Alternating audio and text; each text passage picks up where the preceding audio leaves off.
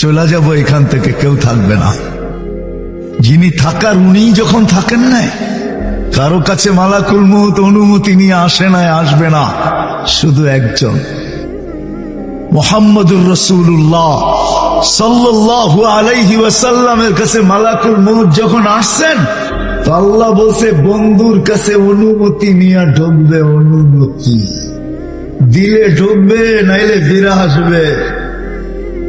বন্ধু আমার, খবর তার অনুমতি ছাড়া যায় গর্জায় ঢুকা যাবে না। আমাদের কারো কাছে অনুমতি নিয়ে আসবে না, ওনার কাছে অনুমতি নিয়ে গেছেন। তারপরও বলছে শোনো, ঢুকার অনুমতি দিলেই কিন্তু হাত রেখা দিবা না, আবার অনুমতি নিবা, রাখবা কি রাখবা না। বন্ধু যদি হ্যাঁ বলে তো রাইখো, যদি না বলে তো চলে আইসো। কেননা বন্ধু আমার। কার বন্ধু? কার বন্ধু? হাবিবুল্লাহ।